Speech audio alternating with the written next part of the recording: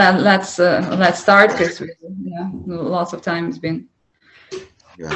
Okay. So today we'll just pray generally. I'll just pray generally. I'm not going to go into anybody specific. I'll just pray generally for everybody. You need to come for the conference. That's what Я буду молиться за каждого из вас, всех в общем. Я не буду молиться о кого-то в конкретности, потому что вам, всем, те, которые на Украине имеют возможности, вам необходимо быть на конференции. Это совершенно другое место, это совершенно другая атмосфера, это совершенно другой уровень помазания, это все совершенно другое, да. All right. So today we are dealing with the reasons people stop praying. So there are about 1,000 reasons people stop praying. Okay, but we'll use four reasons why people stop praying. Я хочу коротко проповедовать, и сегодняшняя тема сегодняшней проповеди будет, почему люди прекращают молиться. То есть есть миллионы, тысячи причин, почему люди прекращают молиться, но я выделю главные.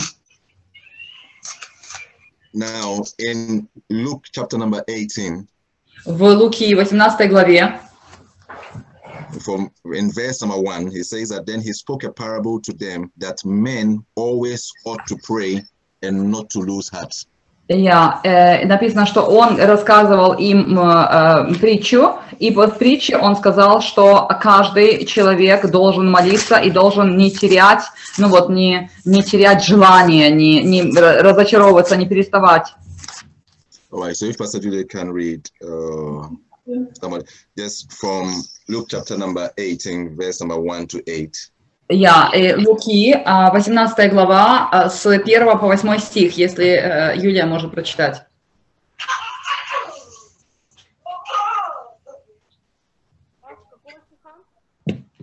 Восемнадцатая глава, с 1 до 8 стиха.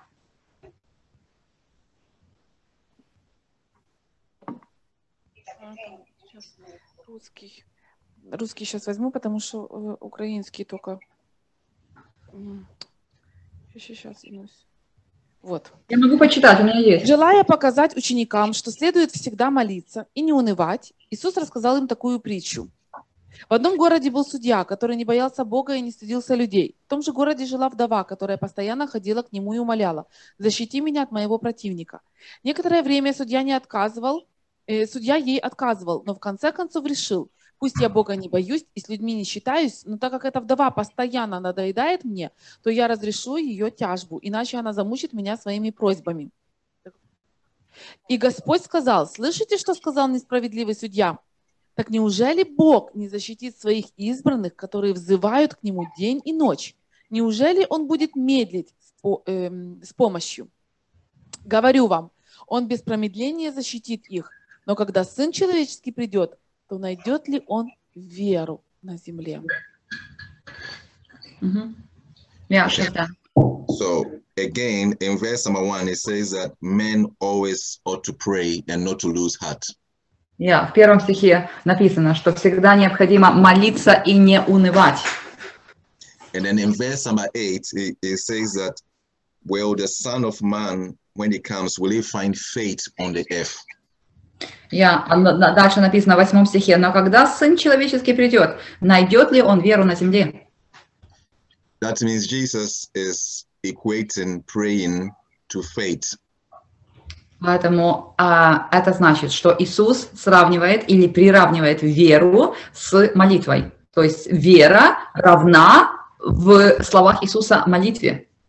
And Jesus is literally questioning that there is a generation coming where he's doubting, from the way Jesus is talking, whether there will still be people who are praying, because he equates prayer to faith. So he's asking that, will he find praying people when he comes? И вот так как он не сравнивает веру, вы понимаете, да, уравнивает веру с молитвой. Поэтому он говорит: я не знаю, так как люди перестают и не хотят все больше и больше молиться, я не знаю, когда я приду, или я увижу молящихся людей. То есть, другими словами, будут ли люди веры, которые останутся на этой земле, когда я приду во второй раз?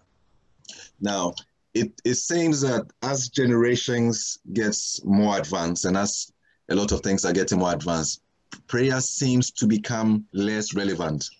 Так оно выглядит сейчас, что чем больше мы развиваемся, чем больше мы движемся и прогрессируем, тем меньше молитва кажется нужной и релевантной, и уместной, и необходимой.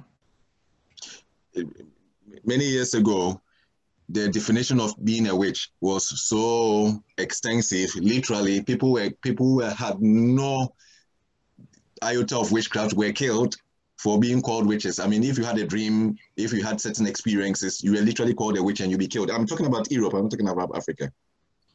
Он говорит, даже в Европе, даже не говоря уже о Африке, а какое-то время назад, как только кто-то где-то узнавал, что кто-то является ведьмой, то вы понимаете, эти люди сразу же убивались и сразу же уничтожались. Мы говорим о Европе. Secondly, a lot of things we used to pray against, medical science has taken care of a lot of it. So when people had malaria many generations ago, you have to pray for God to heal you. Yeah. Now you can just put a couple of pills in your mouth and you'll be okay. Он говорит, с этим прогрессом, который произошел и который продолжает происходить, то все то, что нуждалось в серьезной реальной молитве, как, допустим, малярия в свое время, людям необходимо было реально молиться, чтобы остаться живым, а сейчас необходимо только закинуть таблеточку и все нормально. То этот весь прогресс привел к очень нехорошему результату в этом плане, потому что люди перестали видеть нужду в молитве. 3, in many advanced countries, when you are not employed or you're going through family difficulties, the government literally takes care of you. Before, you need to really pray to God for every type of need to be supplied. Now the government has taken care of that. So now the government is God. They supply your need. Раньше, Джимми говорит, когда у человека была экономическая нужда, необходимо было реально молиться Богу и верить в то, что Господь есть обеспечитель каждой нужды, потому что у человека не было никакого шанса. Сейчас в развитых странах государство заботится о каждом человеке, который не имеет такой возможности, и поэтому государство стало человеческим Богом. Потому что только где-то не хватает чего-то, сразу подал заявление, подал прошение, и тебе денежку дали. Now, all the things I've listed, why is it that all the things I've stated, why is it replacing prayer? Because there is one fundamental misunderstanding of prayer. Prayer is not about getting things from God. Почему это все, что я назвал, почему этот длинный список, который я перечислил, почему он является той причиной, что молитва перестает быть или перестает иметь свое значение? Потому что или из-за, причина есть, это самое главное, фундаментальное непонимание значения молитвы, потому что люди считают, что молиться нужно для того, чтобы что-то получать. Получать. Если мы молимся, то мы получаем обратку. Мы получаем вещи, мы получаем деньги, мы получаем здоровье, мы получаем все, получаем. I've come to see as a pastor that any people who normally come to church wanting stuff, they are not coming to fellowship with God, they are not coming to see God, they just want stuff. As soon as they get those stuff, they stop coming.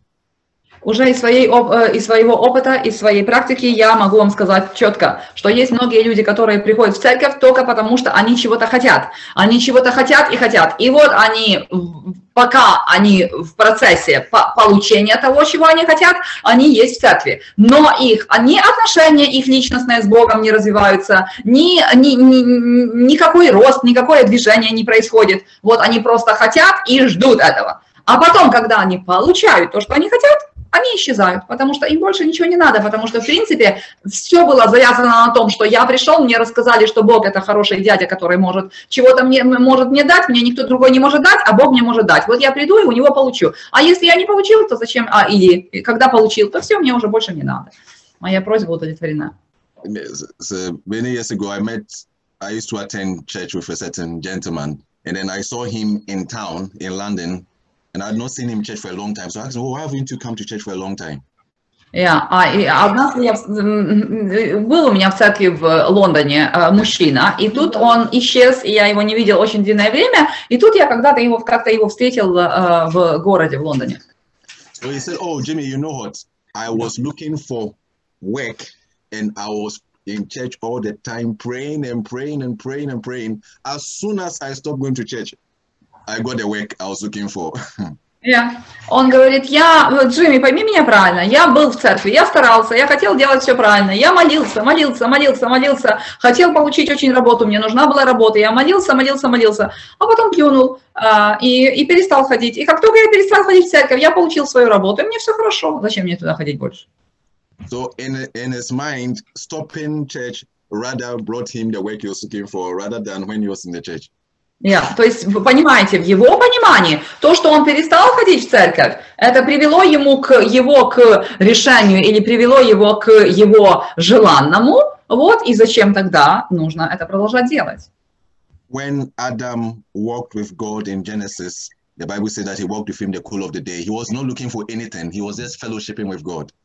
Когда написано в Библии, что Адам прогуливался с Богом в прохладе дня, тогда не написано, что Адам с Богом разговаривал для того, чтобы у Бога чего-то выпросить нового и чего-то получить. Адам просто наслаждался своим общением с Богом. Просто. So the number one thing is that prayer is fellowshipping with God. It's not just about getting things from God. То есть первая вещь, которую мы должны понимать, что молитва – это не получение чего-то от Бога, а молитва – это просто проведение времени с Богом. Вот это первое очень важно. You need to see prayer as your time to just fellowship with God. Yes, well, asking God for things come within that, of course, but that is not the reason and the purpose of prayer.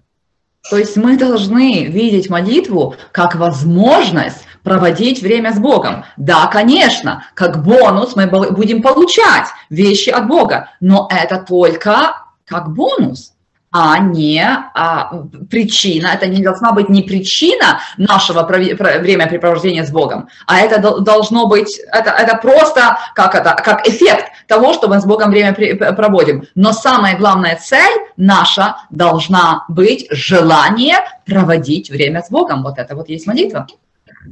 So what are the 4 reasons people stop praying?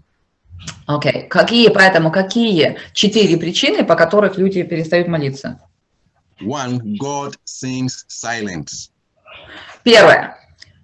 Людям кажется, что Бог молчит. Yeah, I mean, let us be honest with each other. If you were praying and you prayed for an hour and God said yes in an audible voice, I'm telling you that you pray for the next 5 hours. Давайте будем честны друг с другом. Мы молимся час, и через час Бог говорит «да» на что-то, и мы знаем 100%, что это Бог. Я уверяю вас, что нам будет очень легко молиться следующих 5 часов. Тогда... You have to look at yourself. When you are talking with somebody on the phone and then the person is not responding, you say, are you listening? Because you want the person to say something.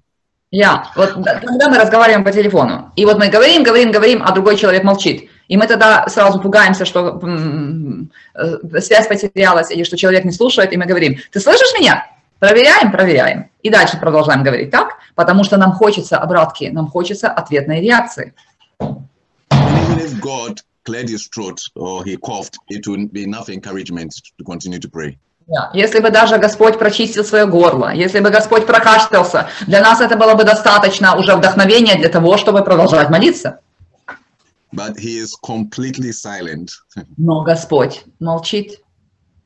If you have that complaint, you are not alone. In the psalmist in Psalm 83, verse number 1, complained about the same thing. Say, oh God, do not remain silent. Если вы так чувствуете себя, то вы не одиноки, потому что псалмист Давид в своем 82-м псалме тоже говорил, Господь, ты молчишь, Господь, не молчи, когда я к тебе взываю. Yeah, I mean, the psalmist was honest. A lot of us, we are too gentle to say that to God, but, you know, the psalmist complained, God, you are too silent, period. Псалмист был честен с Богом. Очень часто мы слишком, нежны и деликатны, и не хотим выразить наши мысли перед Богом, хотя Бог все равно это все знает. Вот, и мы молчим. А псалмист в честности, в искренности сказал, Господь, не молчи, мне нужен твой ответ, не молчи.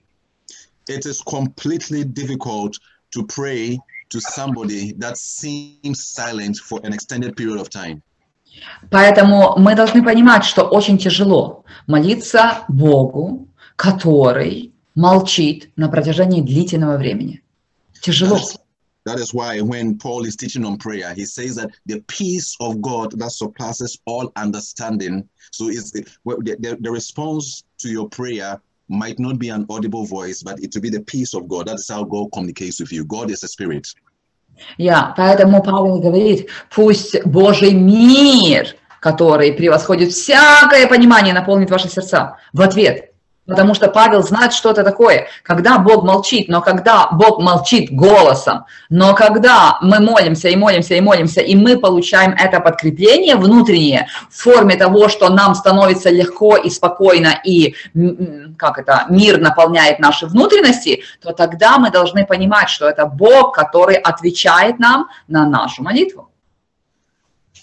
When I started praying and fasting years ago, I had a bit of misunderstanding about a couple of things. One was that I thought that, let's say if I dedicate 3 days of fasting and prayer, I thought that within those 3 days of fasting, God will speak. It was complete silence. And rather after the fast is when I began to hear from God. So it's when you are fasting and you are dedicating time and you are expecting a voice, you're expecting that you might be disappointed. You might experience complete silence within the period you have dedicated to fast and pray, but don't be discouraged. It is how God deals with his people. Он говорит, что когда я раньше, много лет назад, молился, постился, у меня было какое-то немного превратное, неправильное отношение к этому всему, потому что я верил искренне в то, что когда я посвятил Богу 3 суток на пост и молитву в неделю, и я прошу, и я к Богу взываю, и я с Богом разговариваю, и Бог должен мне ответить в эти 3 дня, а было, или там сколько, неделя, сколько там он не посвящал, а Бог молчал. Он говорит, а Бог начинал говорить со мной после того, как я уже выходил из поста, выходил из молитвы, и когда я уже входил в свою ежедневную жизнь, и тогда Бог начинал со мной разговаривать. То есть мы должны понимать, что если мы посвящаем Богу время, если мы стараемся, если мы проводим с Ним время, если мы себя отделяем от всего окружающего, что есть вокруг нас, для того, чтобы сознательно проводить время с Богом, мы не должны никогда унывать и разочаровываться, что Бог молчит именно в этот период, потому что мы должны понимать, что Бог все равно заговорит. Понимаете? Мы должны иметь вдохновение, мы должны быть вдохновлены этой мыслью о том, что мы проводим время с живым Богом неба и земли, и Он обязательно ответит. Когда и как, это уже Его прерогатива, это уже Он знает, и Он решает. А наше дело не унывать. God is not silent, He speaks into your heart. Потому что Господь не молчит. Нам кажется, что Господь молчит, потому что Он не разговаривает с нами голосом, таким, который мы слышим. А Господь говорит с нами, но Он говорит к нам в наши сердца. Он разговаривает с нашими сердцами. And the reason God speaks into your heart is because He is Spirit. И причина, по которой Господь разговаривает с нашими сердцами или в наши сердца, ясна и проста. Это потому, что Бог есть Дух. The second reason people stop praying is because they do not have time. Вторая причина, по которой люди перестают молиться, это потому, что у них пропадает время, у них не хватает времени. Okay. Now, when the Bible says in the book of 1 Thessalonians, chapter number 5, and verse number 16 to 18, I mean, in verse number 17, it says that pray without season. Да, когда Библия говорит в 1 Фессалоникийцам 16 до 18 стиха, написано, что молись без остановки, без перестанку. 1 Thessalonians 5:17 says, pray without season. Написано, молитесь без остановки в 1 Фессалоникийцам 5:16. 17. I have a book. The title of the book, like I have a book in my bookshop, my bookshelf. The title of the book is Too Busy Not to Pray. Yeah. Есть у меня такая книжка, хорошо очень называется, «Слишком занят для того, чтобы не молиться». Слишком занят, чтобы не молиться. У меня она есть дома. Yeah, Julia has it as well. Yeah, okay, I have that book. That is good because it's a very good book. So Это очень хорошая книжка. Да. It's paradoxical, implying that you should rather be busy so that you don't pray. But the book says that too busy not to rather pray. Yeah. Это парадокс, эта книжка говорит о парадоксе. Действительно, мы не можем быть слишком занятыми для того, чтобы не молиться. Мы должны, когда мы слишком заняты, чем больше мы заняты, тем больше мы должны молиться. Now, I'm come to tell you a secret of prayer for busy people. Я вам скажу секрет молитвы для людей, которые заняты, которые не имеют времени. Yeah, because even single young ladies and men who are not working are extremely busy. Я вам поделюсь с вами секретом. Даже молодые люди, и девушки, и парни, которые еще не женаты, не имеют детей, которые не имеют даже работы, они все равно очень сильно заняты. Очень сильно заняты. The reasons for their business, some of them I can say it online, some of it if I say it to be fire. So let us just leave that for now. Некоторые причины я могу осветить вот сейчас в проповеди, а о некоторых причинах буду молчать, потому что огонь возгорится в сердцах очень многих людей, я не буду туда лезть. Now, the secret of praying as a busy person is incorporating prayer into your life. Самый хороший и главный секрет для человека, который занят, по-настоящему занят, это вовлечение или внедрение молитвы, или внесение молитвы в свою постоянную жизнь, в каждый аспект своей жизни на ежедневном уровне. Понимаете? То есть, что бы мы ни делали, чтобы мы молились, что бы мы ни делали. Действительно помогает, ребят, действительно помогает. Now, let me make myself clear, because everybody is busy, so you really need to grasp this. Now, I read the life of one of the saints of old. I mean, I'm talking about something that is 200 years ago, one of the saints. Это очень важный момент, поэтому, ребят, внимательно послушайте это. Я прочитал книжку, она была о святом человеке, 200-300 лет назад того времени. Человек, да. Who was also a monk, okay? Он был в свое время, то есть в своей жизни на этой земле, он был монахом. And then he used to be a man of prayer. И он был человеком молитвы, он молился. So he will spend his whole day in silence praying unto God. Он проводил сутки в молчании и в молитве с Богом, в общении с Богом, в молитве с Богом, в молчании с Богом. Он проводил все время. In a monastery, and then his supervisors started to get upset. И его люди, которые были над ним начальниками, они, эти духовные священства, наставники, они начали раздражаться на него. Because miracles and signs and wonders seemed to be following him as he was praying. Потому что где бы он ни появлялся, то за ним следовали все чудеса, знамения, все дела. So his supervisors had a meeting, and then they came to a decision. Поэтому эти все священники духовные, они имели встречу относительно того, как с ним справиться, и в конечном итоге они пришли к решению. The decision was that they were going to put him in a kitchen. Они решили, что они его приставят к кухне. So that instead of spending time in prayer, he'll be washing dishes.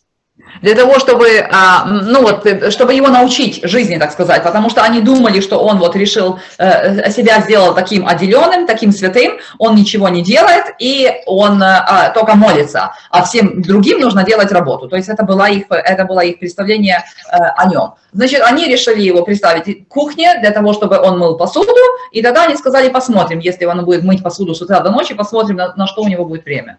Because they thought to themselves that surely that will stop him from praying. Yeah. And I'm sorry. So they thought to themselves that surely that will stop him from praying because he И они тогда думали, да, вот мы уверены в том, что он перестанет молиться. What he did was that whilst he was washing and cleaning the bowls, his heart was still praying unto God, and the miracles came right into the kitchen. Yeah. Но проблема в том была, что он продолжал молиться в своем сердце к Богу, когда он мыл всю эту посуду. И тогда эти все чудеса и знамения, они начали происходить в кухне, там, где он был.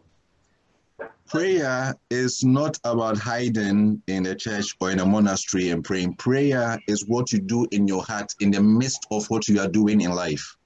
Понимаете? Второе очень сильно неправильное понимание молитвы. Это то, что мы думаем, что молитва, это нам нужно спрятаться куда-то, нам нужно время где-то, и либо мы спрятались в монастырь, либо мы спрятались где-то в молитвенную комнату, мы ничего не делаем, мы только молимся, и мы духовно воздвигаемся, мы духовно поднимаем. Это неправильное понимание. Молитва – это наше сердечное состояние, это наше состояние сердца в отношении к Богу, которое исходит из всего того и во всем том, что мы делаем. Что бы мы ни делали, это наше состояние может быть внутреннее, либо молитвенное, либо не молитвенное, либо контакт с Богом, либо не контакт с Богом. Это наш выбор. Everybody here spends time in the kitchen. If you are spending 1 hour in the kitchen cooking, that is 1 hour of prayer. Каждый из вас здесь проводит как минимум час на кухне, час в день, да? И вот если вы проводите час в день на кухне, то вот это уже час молитвы. Some of you spend a lot of time in your bathrooms doing, I don't know, what God knows what you are doing there. For 1 hour in the bathroom is 1 hour of prayer. Да, он говорит, многие из вас проводят время в ванной комнате. Я вообще не представляю, что можно делать так долго в ванной комнате, но вы там это время проводите. Вот, но я вам скажу, что это очень всегда хорошее время для молитвы. Да, ребят, это так. Да. Yeah. So instead of waiting and say, I want to be free when I have nothing distracting me, I have no issue when you will never have that time. So incorporate prayer into the things you do.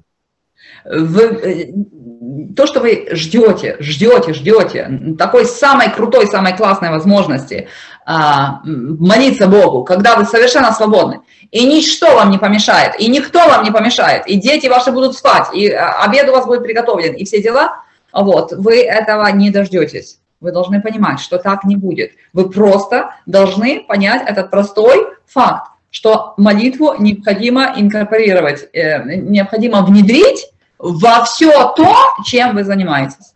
Yeah. Ребята, я скажу со своей точки зрения, что это действительно сработает. Я очень сильно много металась в поисках того, как это, и сколько это, и как это быть продуктивнее, и как это быть эффективнее, и все это такое прочее. И вот когда я пришла к этому пониманию, действительно, когда я пришла к пониманию, что я могу, что бы я ни делала, я могу молиться, и я в это время могу разговаривать с Богом, вот, оно действительно реально помогает. Угу.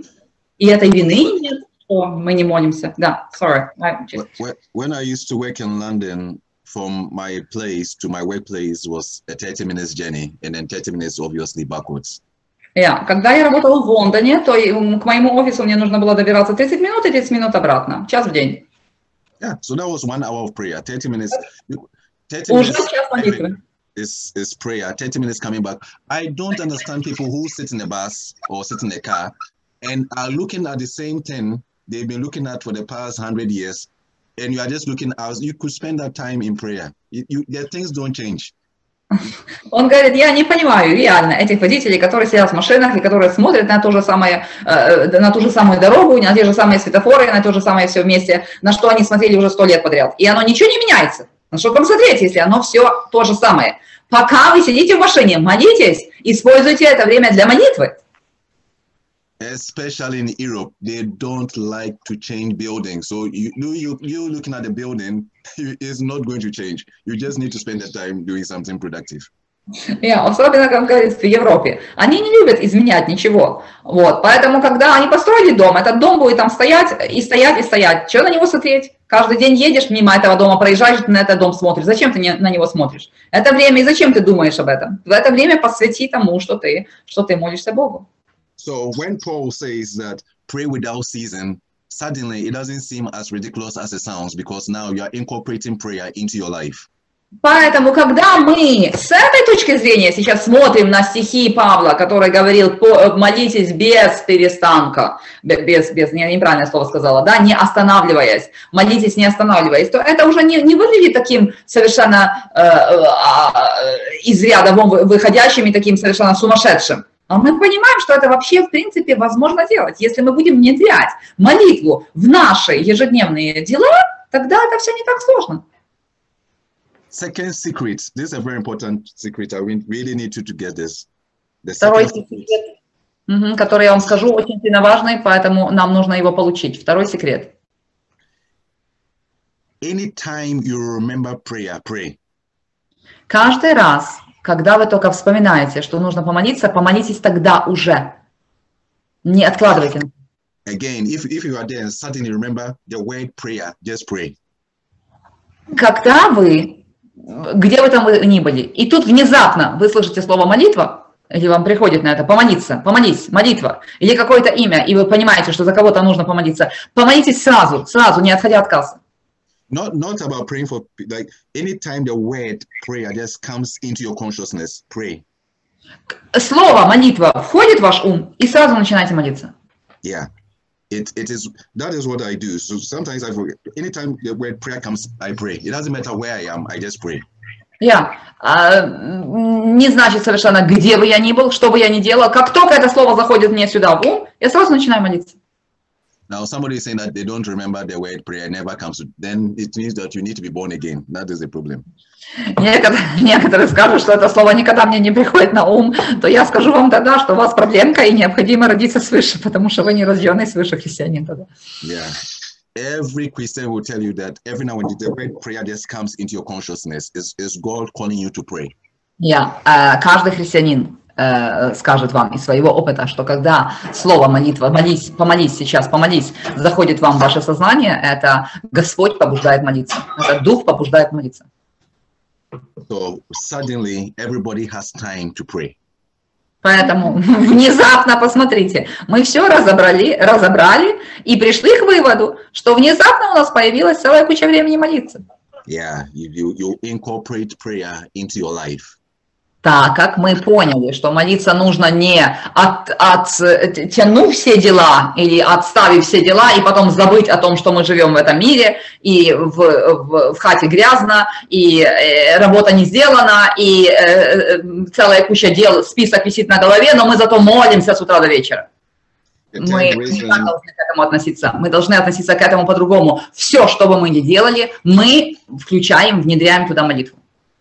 The third reason people get discouraged from praying is because the answers to prayer don't always come packaged the way we expected. Третья причина, о которой я буду сейчас говорить, почему люди не хотят дальше молиться. Это потому что ответы Бога, которые приходят, они зачастую отличаются от тех ответов, которые мы представляем себе в голове. То, что мы ожидаем, то, что мы представляем от Бога. The answers to prayer oftentimes comes in circumstances and in situations in which we don't and we didn't expect. Ну вот он еще раз повторяет, что те ответы, которые мы ожидаем, отличаются от тех ответов, которые мы получаем. И вот я сразу вспоминаю Неемана, который представил себе, как Елисей его будет встречать, и как его Елисей встретил по-настоящему. Если бы не мудрые слуги, то Нееман потерял бы свое исцеление. Понимаете? Очень часто большая разница между тем, что мы представляем, и между тем, что мы получаем от Бога. So, for example, you were praying and you were saying, "Oh Lord, I want a life partner." Например, вы молитесь о спутнике жизни. Вы говорите: Господь, хочу спутника жизни. Господь, пошли мне спутника жизни. and then God sends you rather a female who has a male friend, you understand? And that male friend now becomes your friend. It didn't come, when you say, God, give me a life partner, all of a sudden, an angel of the Lord didn't pick up a man, bring him to your front door, knock on your door and say, I love you, I want to marry you. I mean, if it came that way, you say, oh Lord, thank you for an answer to prayer. But it came as a friend in all this type of roundabout ways. It doesn't seem like answer to prayer, but it's answers to prayer.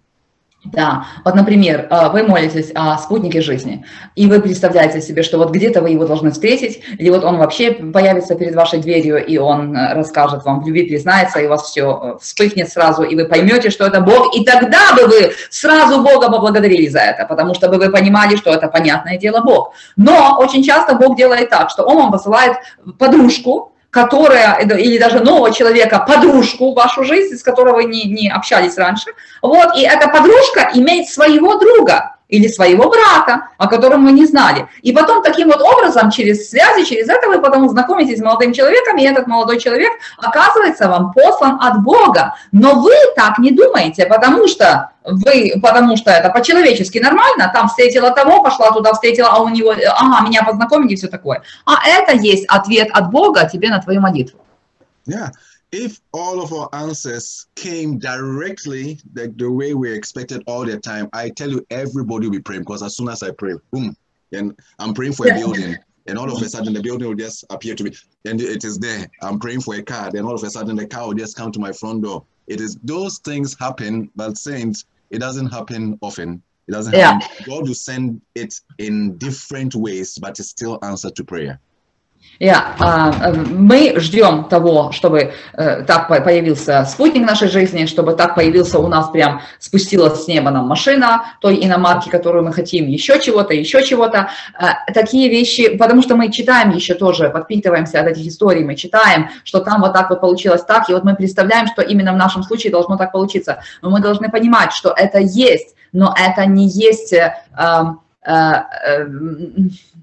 это не есть основная или общая, или как это, неправильно говорю, это не главный способ, как Бог отвечает на молитвы. То есть такие вот вещи случаются, но это скорее исключение из правил, нежели правила. Если мы молимся, мы должны быть открыты ко всему. Вот мы молимся, и вот что происходит после нашей молитвы, мы должны принимать как Божье ведение и как Божий ответ на нашу молитву. И все. И тогда мы будем видеть, и тогда мы будем осознавать, мы будем понимать и знать больше, что и как Господь отвечает на наши молитвы. Не лимитировать его. Мы очень часто его лимитируем.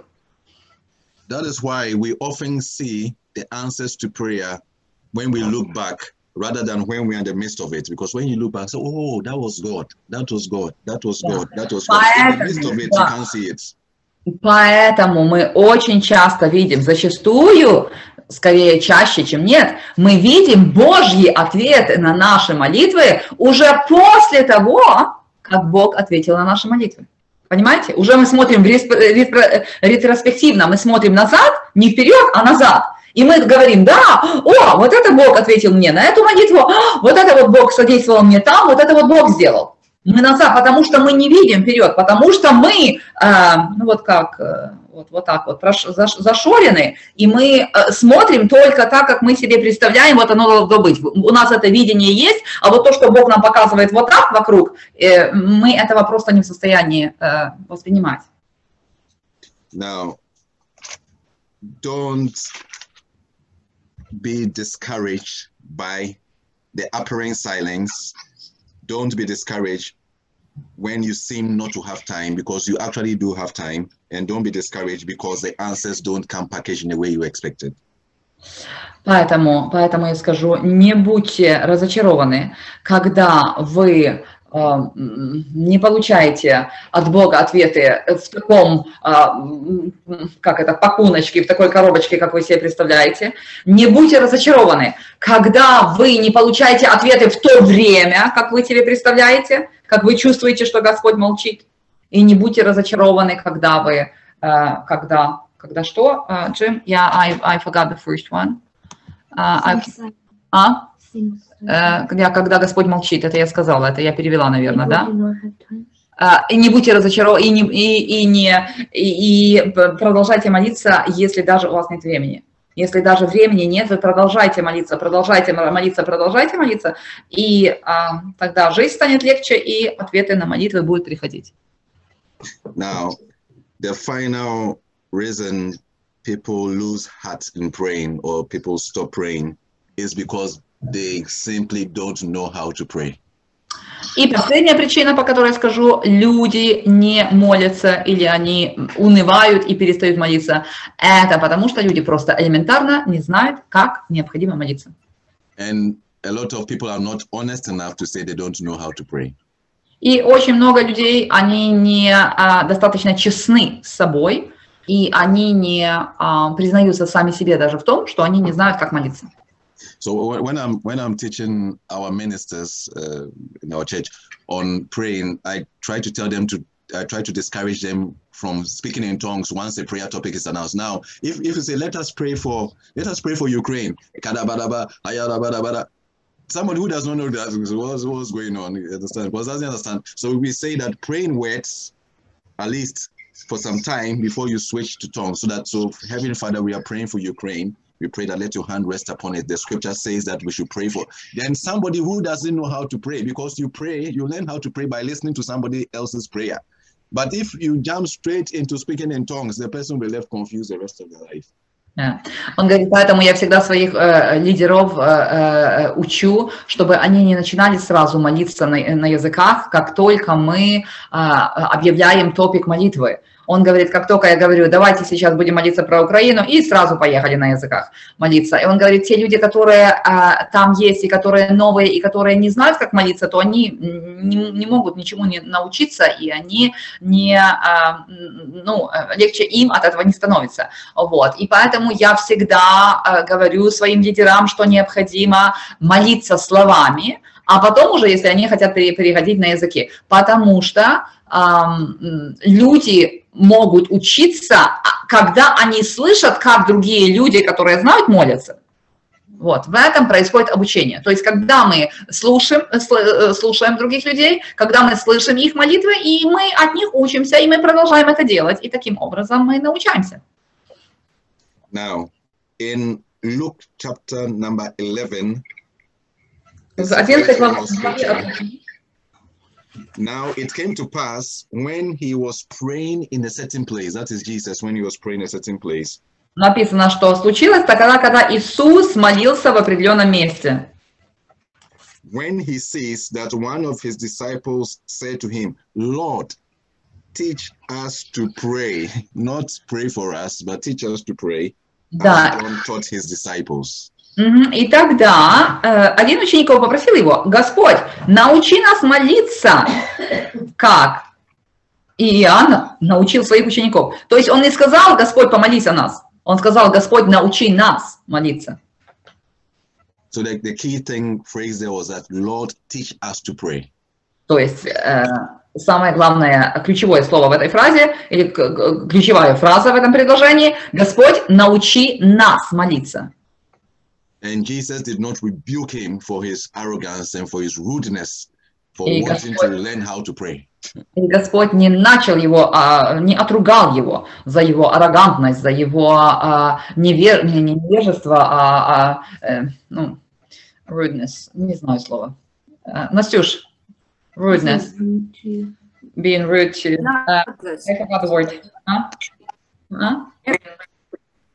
Скажи. Не чую. Наглость. Наглость, грубость, да, наглость, грубость. То есть Господь не сказал, что как ты можешь сейчас вот так вот просить или там о себе только думать и все такое. А Господь научил, Господь рассказал, как нужно молиться. We all know that Jesus did not mind calling people Satan. So if he had a problem with this, he would have said, Satan, get thee behind me. Если бы у Иисуса была проблема с этим, то он бы сказал, сатана, выйди вон, или сатана, отойди от меня. Отойди от меня, сатана, как он сказал однажды Петру. But he goes on to teach them how to pray. Но вместо этого, что делает Иисус? Он начинает учить своих учеников, как молиться. So the first principle there is that people can be taught how to pray. То есть первый принцип, который мы должны записать, те, которые записывают, мы должны научиться, и Господь может научить, мы можем научиться тому, как молиться. And the church needs to be taught how to pray.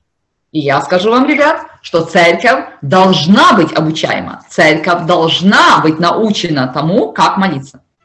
I was taught how to pray by my best friend at that time when I was 16 years old. His name is David. His name is David. He taught me how to pray. Я был научен, как молиться моим лучшим другом в то время. Ему было 16 лет, мне было 16 лет. И вот он меня научил молиться. And he taught me how to pray in a very rude way. И он меня научил молиться очень нагло, очень так аффирмативно. He said, Jimmy, let us go to a forest and we are going to pray. Он сказал, Джимми, пошли в лес, и мы будем молиться. When we went there, he said that, Jimmy, we are going to pray, we are going to thank God. Он сказал, Джимми, мы будем сейчас молиться, мы будем благодарить Бога. So I said, Father, we thank you in Jesus' name. Amen. Я сказал, Отец, мы благодарим Тебя во имя Иисуса Христа. Аминь. For the next 30 minutes, he was thanking God. А он продолжал благодарить Бога следующих 30 минут. I used 2 seconds for that. Я подумал, мне 2 секунд было достаточно, все ясно. А он как-то все продолжал и продолжал. The longer he kept on thanking God, the more I felt like crying because I was getting irritated now. I was getting angry. Чем больше он продолжал благодарить Бога, тем больше я раздражался, чем больше я злился, тем больше мне уже хотелось аж плакать и текать с того леса.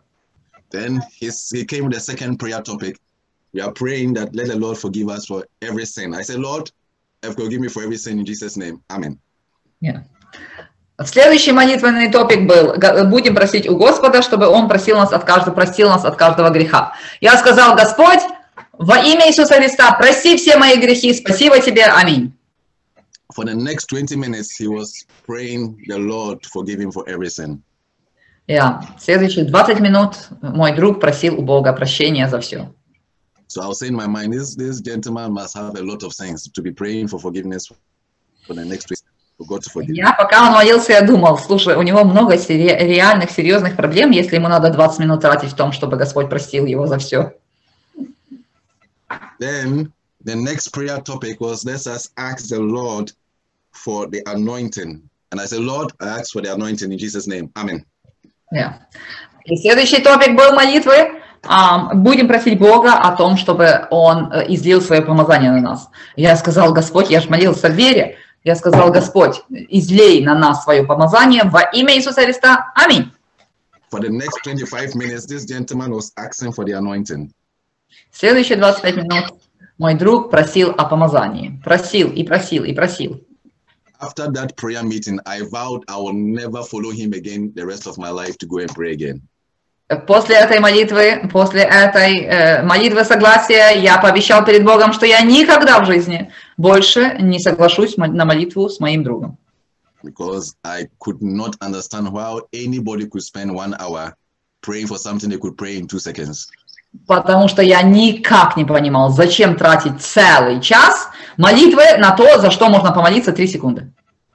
But then he forced me back again into that forest of prayer.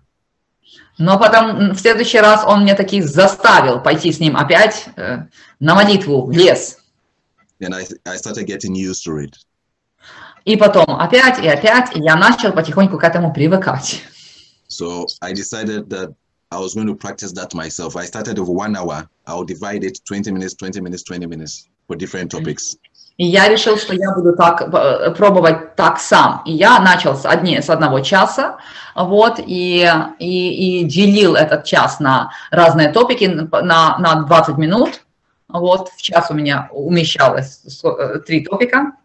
By the time I was 18, I could pray for 5 hours. И до 18 лет, когда мне уже было 18, то я уже запросто мог молиться по 5 часов. I will spend 1 hour thanking God.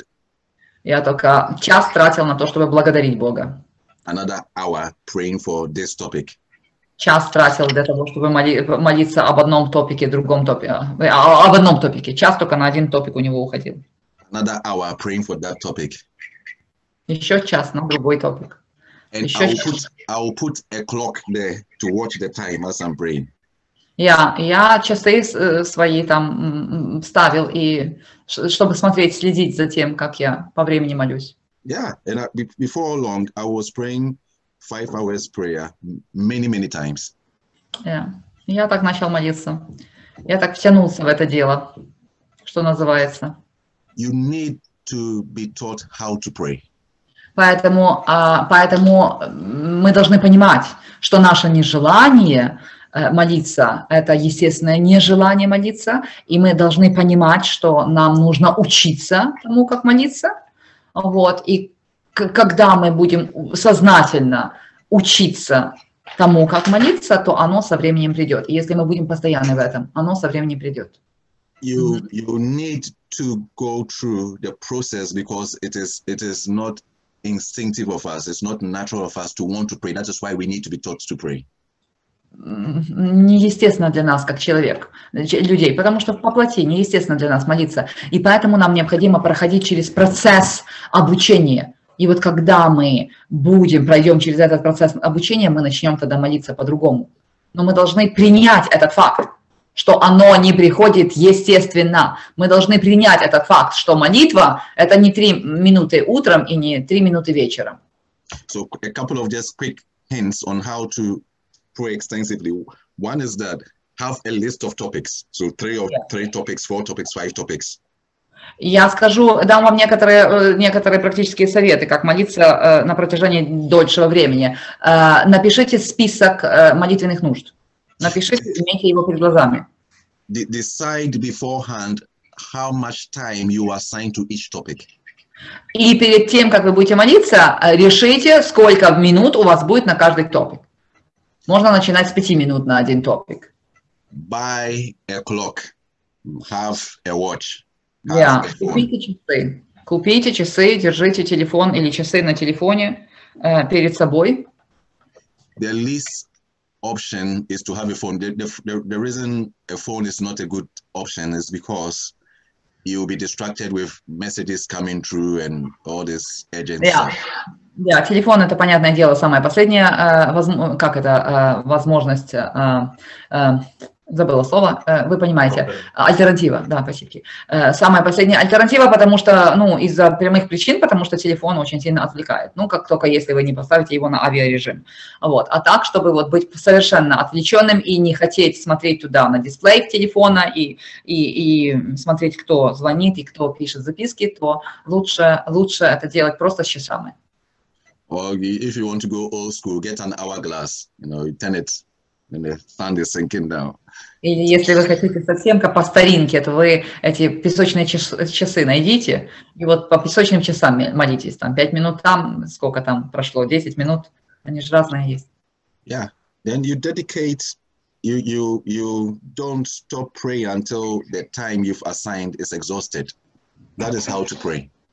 Вот, и поэтому вы себя посвящаете, и вы видите на часах, что вот это время, допустим, 20 минут, да, вот вы на часы смотрите, и вы продолжаете молиться эти 20 минут, потому что вы так решили заранее. И вот вы молитесь, и потом 20 минут прошло, и вы закончили, и вы тогда можете переходить к следующему топику. И, понимаете, 15, либо 5, либо кто откуда начинает. Another option is that listen to somebody who knows how to pray. А очень хороший совет – это слушайте людей, которые знают, как молиться, и которые молятся долго. Yeah, so when Pastor Julia is praying, intentionally go and stand by her side and say, Pastor Julia, I just want to stand by her and listen to her as she's praying. Yeah. Вот, и когда, допустим, пастор Юлия молится, то вы стойте в сторонке и прислушивайтесь к тому, как она молится, и тогда будете научаться. And say exactly what she says. When she says Heavenly Father, say Heavenly Father. When she says Thank you, Lord, say Thank you, Lord. Anything she says, say the same thing. Да, и повторяйте. Она говорит Небесный Отец, говорите Небесный Отец. Благодарю тебя, Господь, благодарю тебя, Господь. А потом скажешь, что молятся все, как пастор Юлия. У нас уже такое было. Можно я спрошу? She says, and then everybody will tell me that people will tell me that all of my church members are copying me. I've heard that. That's fine. They'll learn it. Ничего. Чего? Не обращай на это внимание. Я, что ты хотела спросить? Я хотела спросить, может быть, я озвучу то, что, я думаю, точно не у меня одной в голове. Получается, предыдущий пункт и этот как бы немного противоречат друг другу, да? Я хочу вот, чтобы он именно это объяснил. Потому что предыдущий он говорил, можно не выделять время для молитвы и внедрять молитву везде, во все, да? И тогда был вопрос, а как же специально выделенным время на молитву? И теперь, получается, он говорит, что нужно выделять время на молитву. Ну, как бы, понимаешь, да? Получается, одно противоречит другому. И у меня такой вопрос. Для служителей отдельные, так сказать, требования и к людям. Ну, вот чтобы он немного объяснил, потому что я точно знаю, что ко мне с этими вопросами придут. Это я. Я думаю, что он объяснит сейчас, я ему переведу, думаю, что он объяснит, что это да, и одно не мешает другому, и нужно и так, оно не противоречит друг другу. Нужно, потому что есть люди, которым легко внедрять, и они всегда против выделенного времени для молитвы. Есть люди, которым легче быть в уединении, и они против того, чтобы внедрять, понимаешь? И получается вот такие... Да, я понимаю, просто, да, я понимаю, к чему ты, и я понимаю, что это относительно того, как люди хотят найти себе вот свою нишу и найти оправдание для того, чтобы другого не делать. То есть одно и другое имеет место быть. Необходимо стараться и выделять время, и необходимо стараться молиться вместе. Да? Молиться все время и... чтобы Да, ну так вот я сейчас переведу. Jim, she's saying basically there are two types of people. You were talking about the incorporating prayer into everything we do, and you were talking about finding a time to pray individually, right? And so these two points seem to contradict. Because they are there are two types of people, and there are some people who want to incorporate the prayer in everything they do, right? It's natural for them, it's okay. And then another group of people want to look for, that kind of personal quiet time with the Lord, and try to push away all the things and problems and challenges of life. And that's another extreme, right? So, but people will ask, she says, ask me that question. So what do we do? Do we do this or do we do that? Right. So that is brilliant. Now, I practice both. Yeah. Практиковать надо и то, и другое. Одно и другое имеет место быть. Yeah, and then that makes it a complete prayer life, because I dedicate time to pray privately, but in the midst of all my activities, I incorporate prayer. So it makes it more balanced. Now, people, the tendency of people who just say that, okay, I'm just going to dedicate time, is that they find out that interruptions come, life gets busier, things move forward, and with time, if they don't learn how to practice incorporation of prayer into their life, they tend to stop praying. I've seen this so many times. So people who were before, they could pray for 1 hour, they could dedicate their time. All of a sudden, they have a husband. All of a sudden, they have another child. All of a sudden, their work schedule changes. And all of a sudden, they cannot practice that again. Mm-hmm. So you need to just be balanced in the ability to dedicate time and also to incorporate time. It's a habit both people need to learn. Those who also incorporating prayer into their life, they need to also learn the habit of also learning to dedicate time. But there's a risk of just practicing one, because life circumstances changes. Yeah. Ключевое слово одно – это баланс. То есть каждый человек должен найти свой баланс для того, чтобы молитвенная жизнь была продуктивна, плодотворна. То есть то, что люди больше, есть категория людей, те, которые хотят только инкорпорировать молитву вовнутрь всех своих дел и не выделять времени для молитвы, этим людям необходимо научиться и сознательно, дисциплинированно приходить к тому, чтобы время на молитву выделять. Вот так, basically, это другими словами. То есть он рассказывает, понимаете. Вот. И наоборот. Те, которые хотят только молиться только время выделить для Бога, они выделяют час для Бога в день. Вот они выделяют час для Бога в день. И тогда, допустим, девушка не замужем, девушка имеет работу и заботится собой, и она выделяет час для Бога в день. И потом она встретила молодого человека, она вышла замуж. И потом она родила ребенка. И у нее уже этого часа внезапно не появилось. Уже этот час куда-то пропал, потому что совершенно другой уровень забот, совершенно другой уровень занятости, и тогда это все сходит на ноль. И он говорит, что такое я вижу сплошь и рядом. То есть невозможно быть либо одно из третьего пункта, либо одно из четвертого пункта. Оно должно быть и то, и другое. Одно и другое имеет место быть в нашей нашем ежедневном хождении с Богом. Вот. So, yeah. Now, I'm going to pray. The Lord is okay. So I'm going to. There is something. There's a very peculiar scripture in Zechariah 12:10. It talks about the spirit of grace and supplication. The word supplication there means prayer. So there is a spirit of prayer. There is a spirit of prayer. Такой очень интересный стих в Захарии есть, который говорит о духе молитвы. And we are going to pray that when the spirit of prayer is lifted from a church, they cancel. I've seen churches, even I've seen churches cancel their prayer meetings.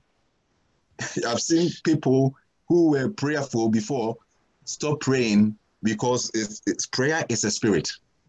Yeah, молитва – это есть дух. И когда этот дух уходит с церкви, тогда люди перестают молиться, тогда люди... Я видел много людей, в Тронхейме у нас много раз в церквях молитвенные служения отменяются, то отменяется, потому что люди просто перестают молиться. Люди не просто перестают молиться, а это потому что этот дух поднимается и уходит. Yeah. So one of the accusations against our church, Glory Help, is that we pray too much. Одно из самых главных accusations, это не противлений, слово обвинений, спасибо. Обвинений. Одно из самых главных обвинений на нашу церковь Glory House это заключается в том, что мы слишком много молимся. Люди считают. And I'm very excited about that accusation. It's a very good accusation. Я считаю, что это очень классное обвинение, оно показывает очень много. You will think that because of that, I'm one of the most practical preachers you ever meet. I'm extremely practical. Я скажу вам, что и когда я проповедую, то я очень сильно практично проповедую. Я практичный человек. Так вот, приземленный, скажем так, приземленный. Yeah. So my spirituality has not taken away from the fact that I'm a very practical person. You can hold on to one and not lose the other. То есть, возможно, и необходимо держаться своей духовности и, с другой стороны, быть очень практичным человеком. То есть, одно не должно мешать другому. I'm praying, and we're going to pray. Let the spirit of prayer come upon your life. Давайте тогда будем молиться все вместе, чтобы этот дух молитвы пришел в нашей жизни. Some of you have lost your prayer life. You only pray when you are in church because people are seeing you, but in private, your prayer life потеряли свою молитвенную жизнь некоторые из вас. Вы молитесь только тогда, когда вы приходите в церковь, потому что там на вас люди смотрят. А так дома вы вообще не молитесь. We are praying the spirit of prayer and supplication. Мы будем молиться о духе молитвы и благодати. И мы выходим против всякого негативного отношения к молитве и всякого уныния относительно молитвы. Anything that saps your energy away from prayer, anything that takes prayer away from your spirit, your life, we rebuke it in the name of Jesus. Все, что забирает энергию от вашей молитвы, все, что забирает энергию и не дает вам ни желания молиться, мы выходим против этого во имя Господа Иисуса Христа. We release a spirit of prayer upon our lives this morning in the name of Jesus. Мы высвобождаем дух молитвы на нашей жизни сегодня утром во имя Иисуса Христа. We receive Zechariah 12:10, the spirit of grace and supplication. Мы получаем по Захарии 21:12 это дух благодати и молитвы. in the name of Jesus Christ. I want you to lift up your voice right now and pray that, Lord, let the spirit of grace and supplication, the spirit of prayer come upon my life. И каждый себе теперь сейчас давайте молиться, чтобы дух молитвы пришел в нашу жизнь и остановился на нас. I will not be discouraged. I refuse to be discouraged. Господь, во имя Твое, я не буду находиться в унынии, я не буду сходить со стороны молитвы, я буду больше и больше и больше молиться. Не меньше и меньше, а больше и больше.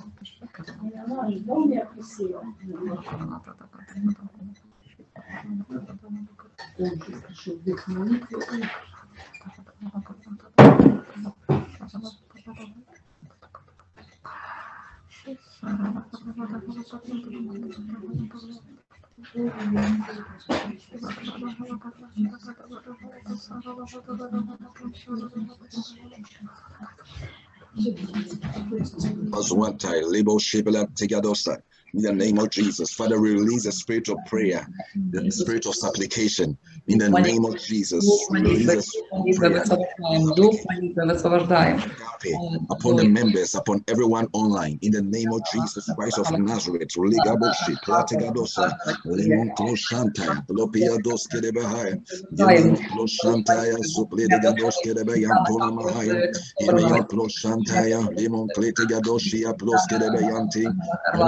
Shantaya, Ligaloshia, Ploskeremeyantai, Yemian Thomas Wentai, Yemian Ploshi, Plakepaya, Tugeblis, Garabadia, Suski, Platigadosha, in the name of Jesus. Hallelujah.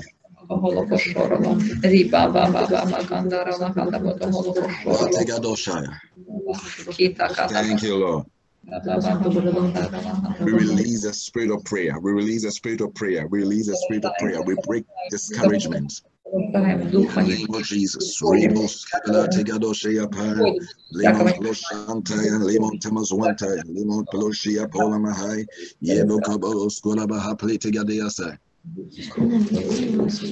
Amen.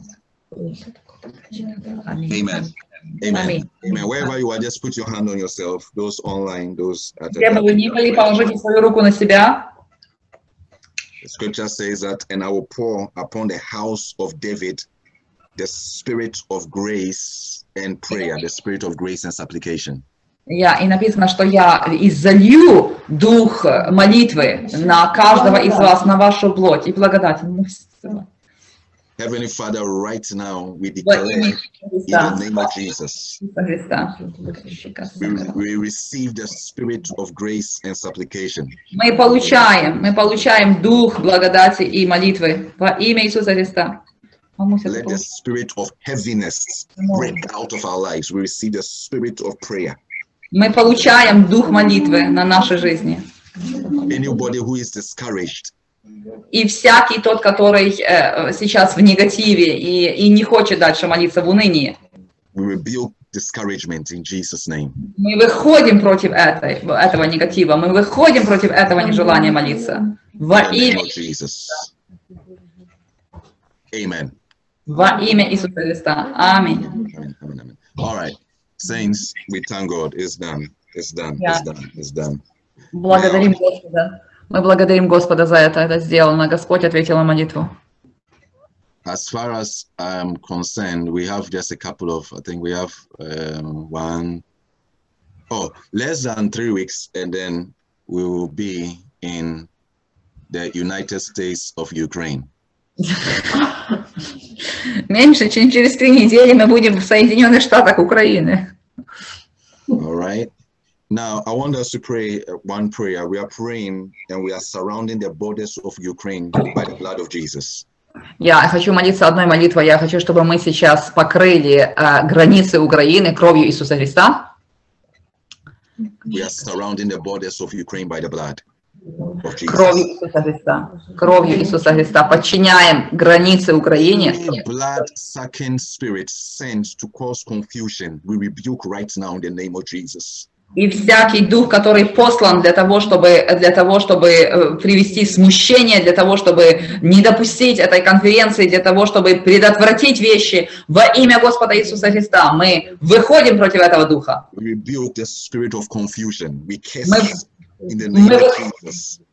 выходим против этого духа смущения и проклинаем тебя во имя Господа Иисуса Христа. Any plot and plan in the month of December to cause confusion along the borders, we rebuked in Jesus' name. Всякий план для того, чтобы сделать confusion, для того, чтобы принести смущение в смяту какую-то, все это, что касается того, как пересекать границы, где быть на границах, мы все это против этого выходим во имя Господа Иисуса Христа. Lift up your voice and just begin to pray. Давайте будем молиться. Давайте будем молиться все.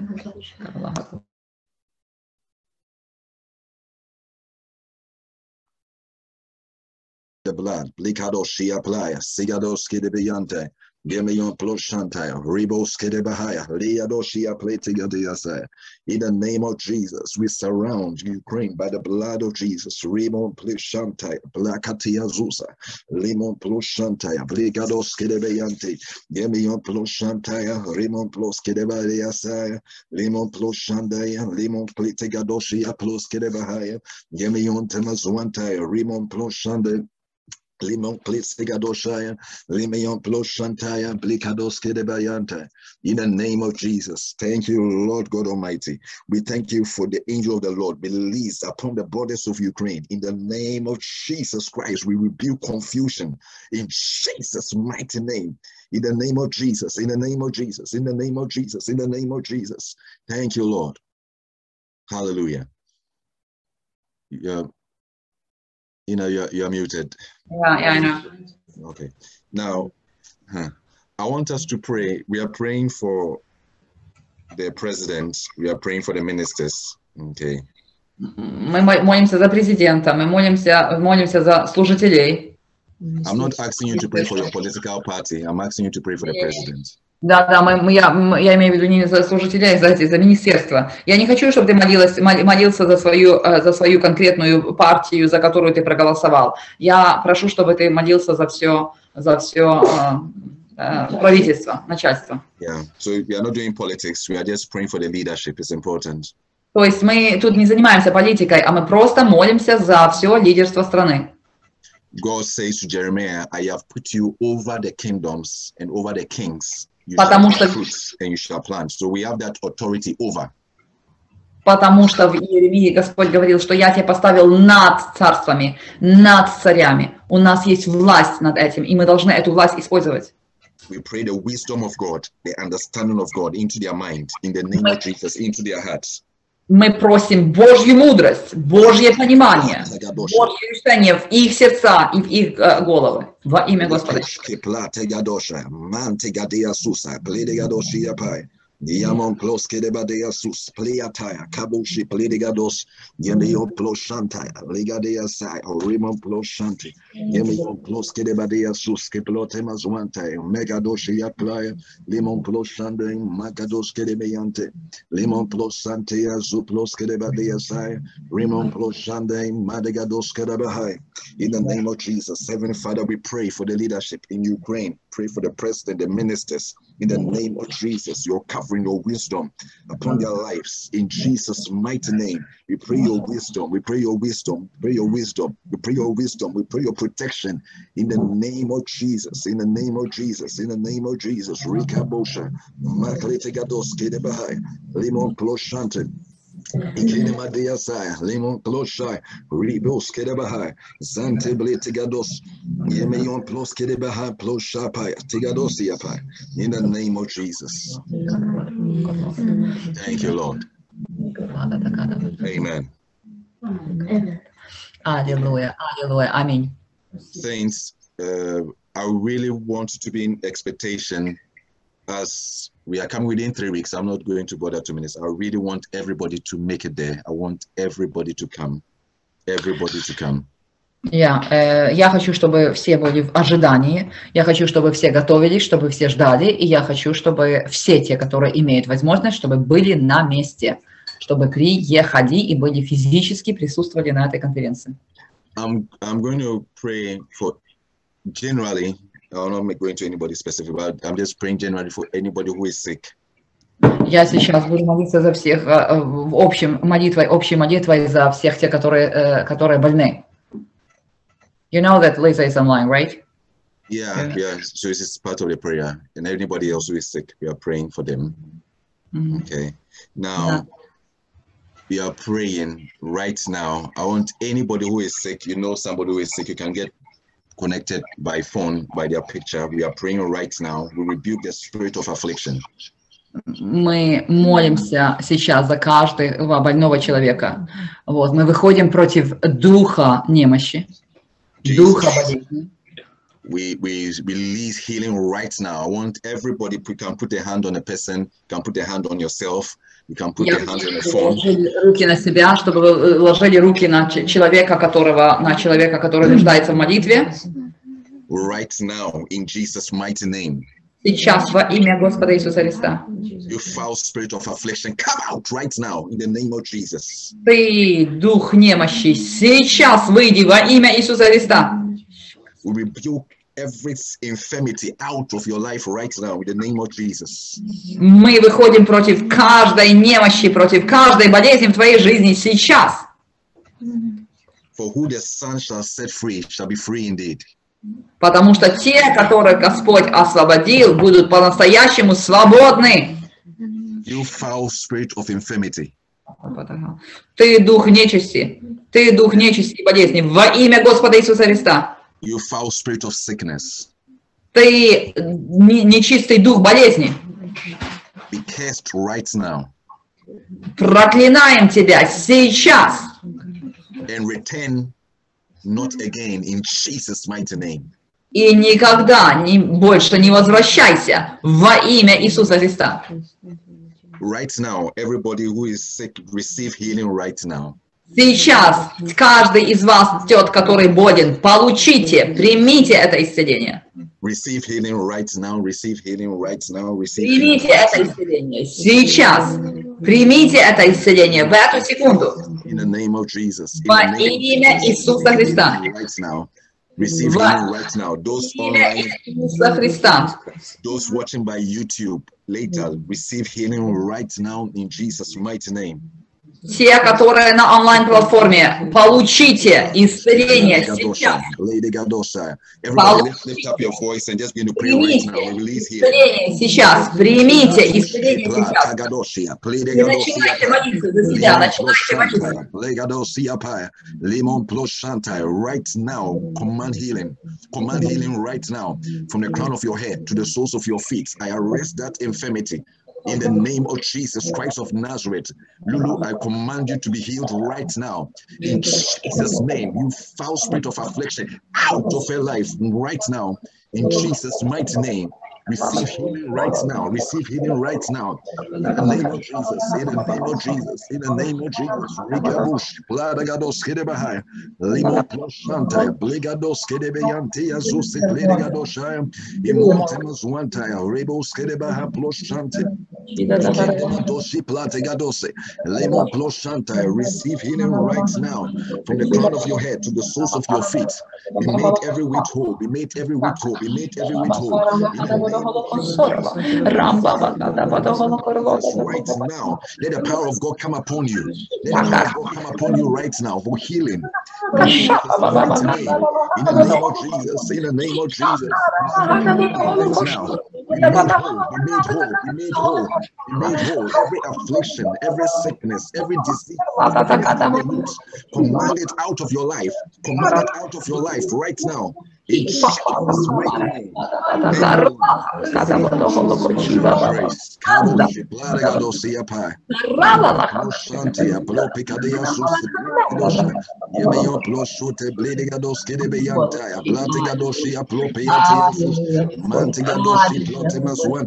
Аллилуйя, Господи.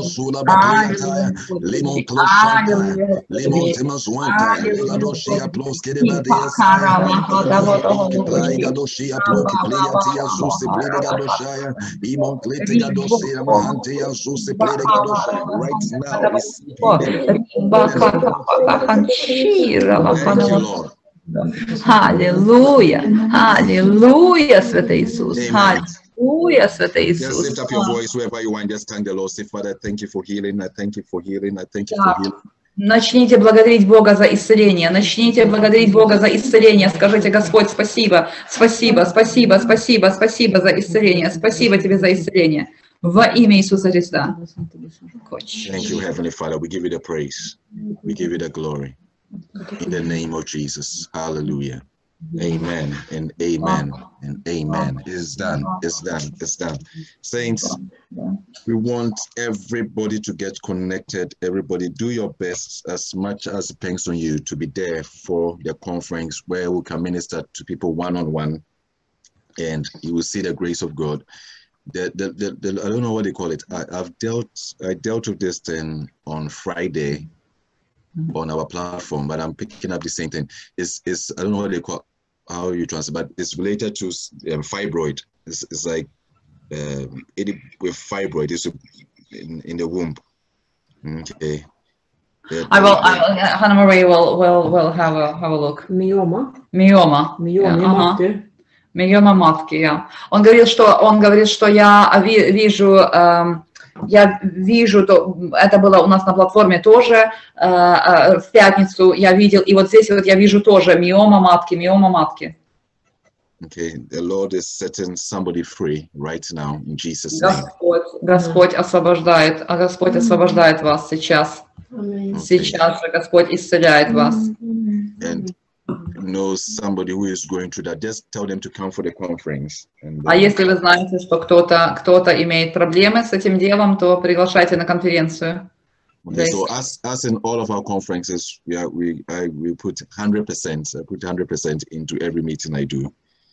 Как вы понимаете, как на всех наших служениях, я отдаюсь 100%. Я еду туда для того, чтобы 100% отдаться всем тем людям, которые нуждаются в помощи.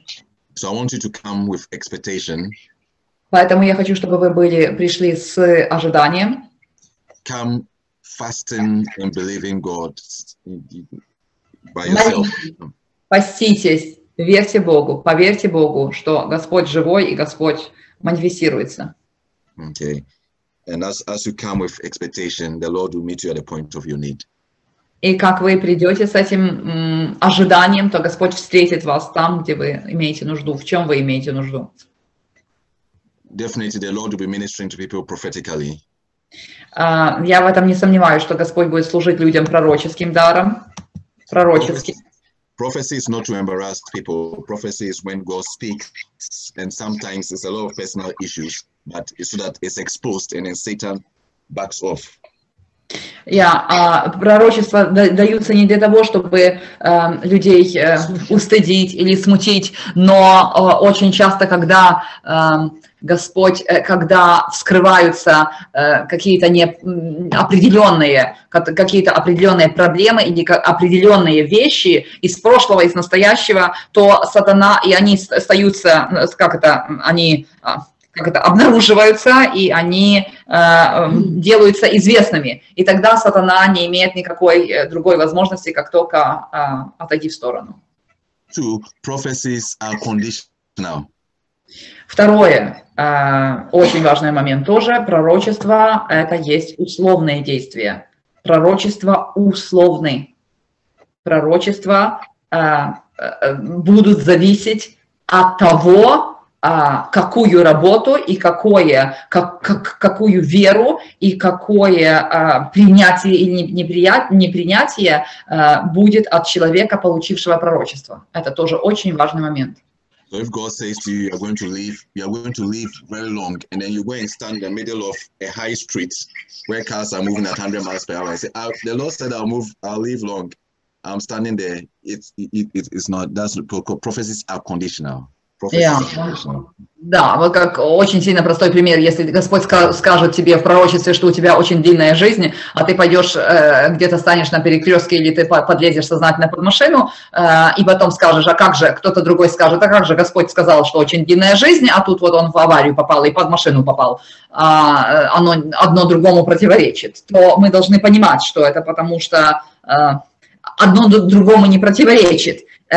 Господь сказал одно, а мы делаем что-то другое, или мы не принимаем, или мы не верим даже этому пророчеству. Ребята, скажу два слова от себя. Я слушала одну женщину, тоже она пророк, и вот она говорит, если человек не принимает того, что пророк сейчас под помазанием человеку сказал, то даже вообще ничего не ждите.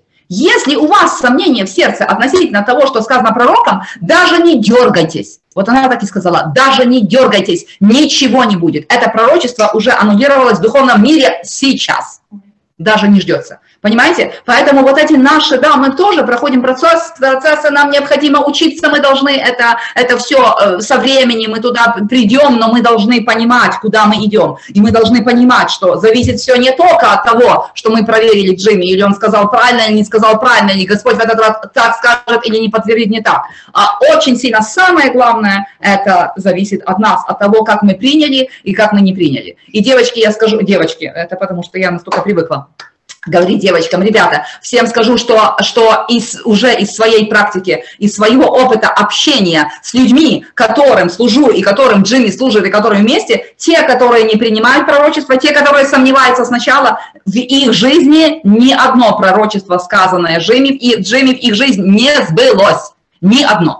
Те люди, я знаю себя, я говорю вам, что я перед Богом, я знаю, что это Божий муж, перед Богом признаю, и я перед Богом говорю вам, что я принимаю все. Ну, все, вы понимаете, что то есть мы не говорим о том, что нам нужно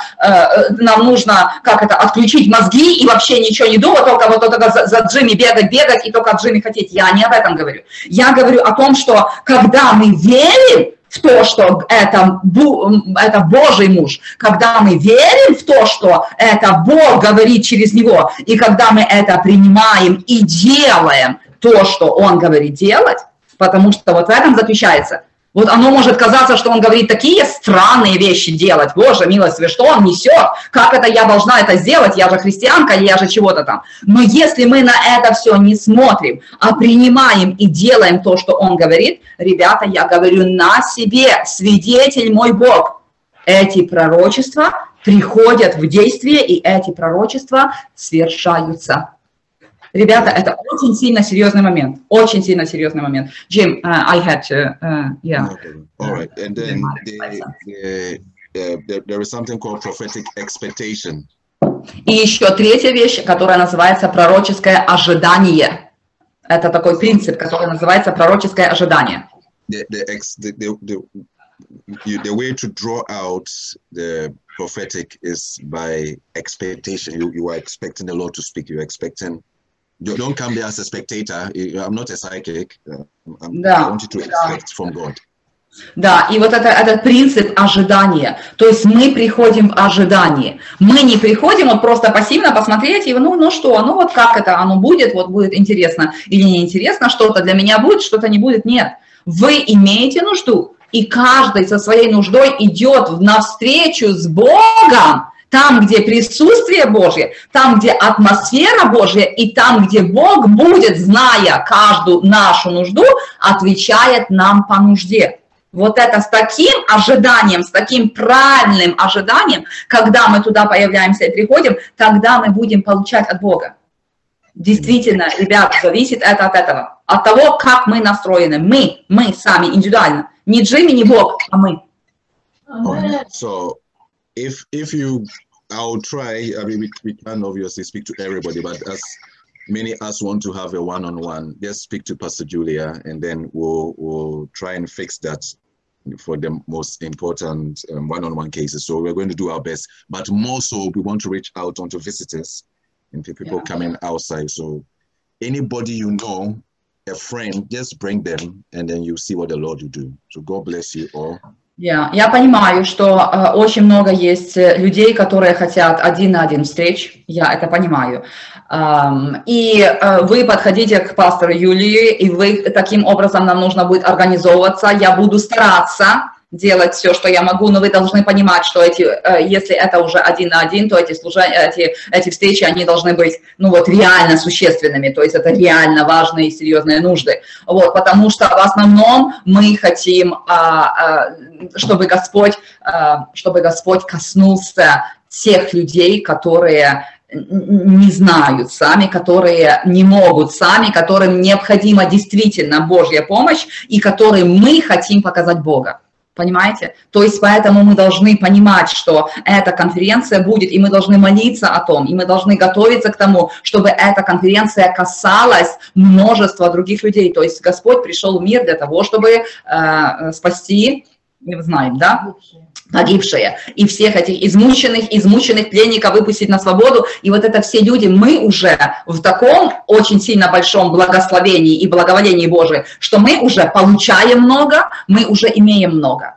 А мы хотим, чтобы люди, которые извне, люди, которые этого не имеют, люди, которого не знают, люди, которые действительно нуждаются, чтобы они пришли и вкусили Бога так, как мы вкусили Бога, понимаете? И поэтому наш акцент должен быть не на нас самих и только, чтобы мне получить, а акцент должен быть на то, чтобы другие люди, которые нуждаются, люди, которые новые, люди, которые неверующие в основном. Это еще тоже у нас есть такая тенденция. Сейчас Пол Хмельницкого придет, потому что люди с других церквей пришли и пошли. Это тоже у нас есть. А фокус в этот раз мы должны концентрироваться не на тех людях, которые ходят в церкви уже по 50 лет. Мы должны концентрироваться на людях, которые новые, которые Бога не знают и которые хотят познать Бога. И это тоже очень сильно важный момент. И мы должны молиться относительно этого, и мы должны организовывать так эти служения, чтобы оно вот было построено. Мы должны вот подходить к этому с мудростью и с разумом Божьим,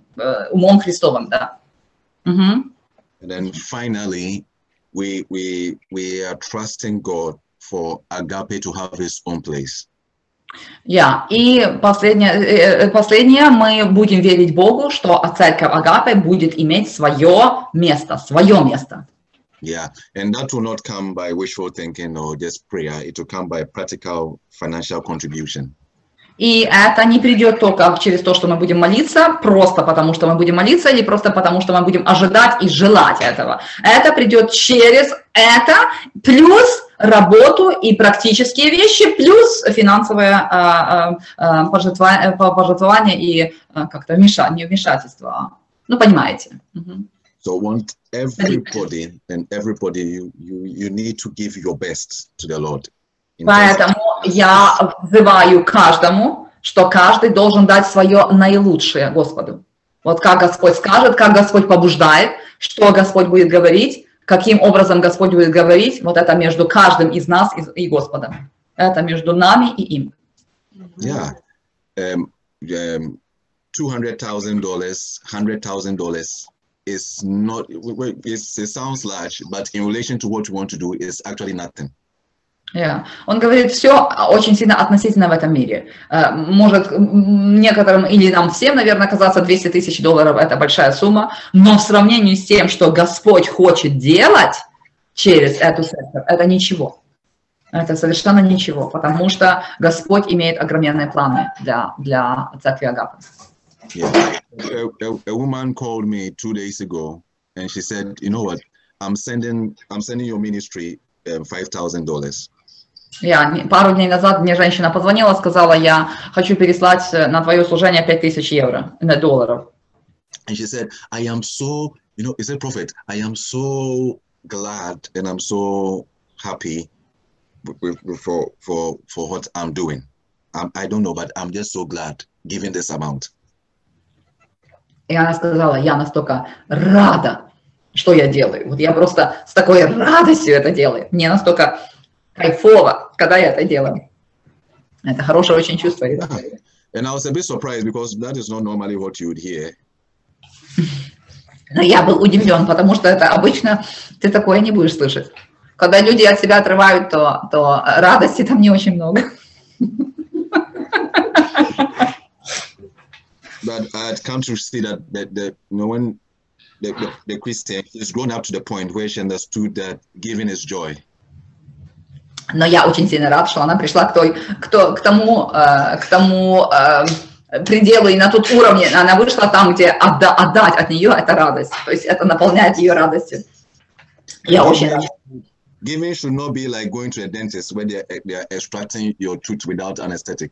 Да, вы должны понимать, что в нашем понимании пожертвование, оно не должно ассоциироваться с походом к дантисту, который должен удалить зуб без анестезии. То есть у нас вот какое-то, наверное, такое, так вот мы научены, такое понимание, что вот если чтобы отдать, это тяжело, потому что это ж отрывать от себя. Но Господь хочет по-другому.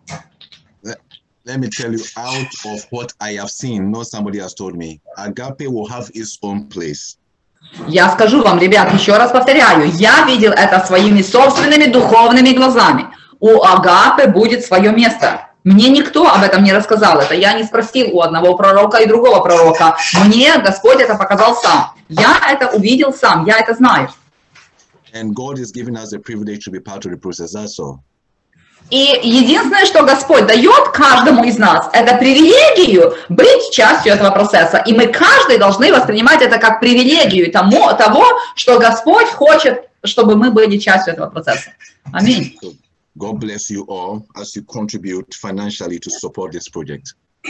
И пусть Господь благословит каждого из вас, как вы финансово содействуете для того, чтобы поддержать именно этот проект постройки церкви или там покупки церкви Агапе. Okay, I'm done because I need to jump to the next meeting. So God bless you. By the grace of God, we are meeting in 3 weeks' time, and I'm looking forward to seeing everybody at the conference. Поэтому я заканчиваю, потому что мне сейчас нужно на новую встречу, на новое служение. Я вас всех благословляю и очень жду нашей встречи через 3 недели или почти через 3 недели, или когда это имеет быть. God bless you. Всех Господь пусть благословит. Just wait, Julia wants to say a word. Мы благословляем, и мы молимся, много молимся, и часто и верим, что все будет, вы прилетите, приедете, все будет благополучно, и мы очень ждем, вот, наверное, как никогда.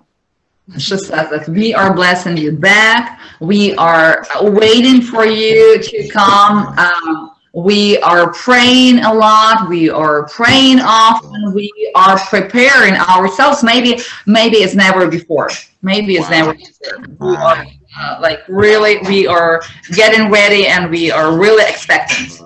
I'm looking forward to that. We're looking forward to see you and experience God and be together in that fellowship. Amen. Amen. Amen. God bless you. God bless you. Всех Господь пусть благословит. Ребята, я тоже присоединяюсь, потому что я так понимаю, что мы сейчас все будем отключаться. Я тоже к этому присоединяюсь, тоже очень жду встречи с большим удовольствием, с большой радостью. Благословляю каждого и всех, и мы скоро, и мы на связи, Всех самое люблю. Самое приятное прощание в этот раз. Самое приятное. До скорой встречи.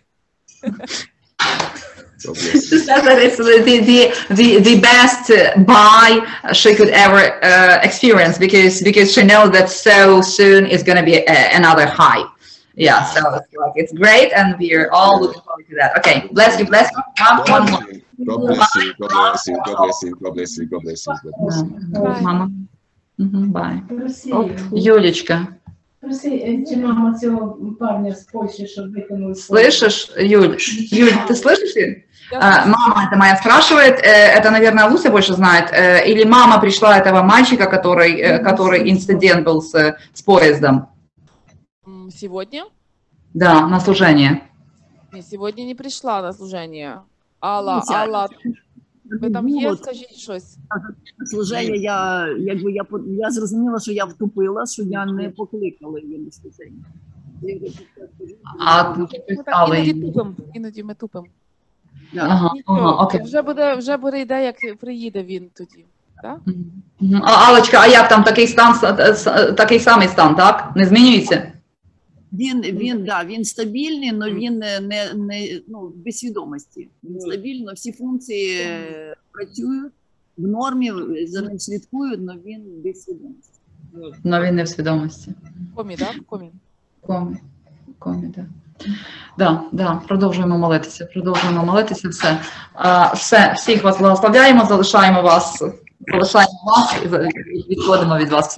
Все, ми з Богом, пока-пока. Так, всім привіт. Пока. Любим до зустрічі. Любим до зустрічі. Пока.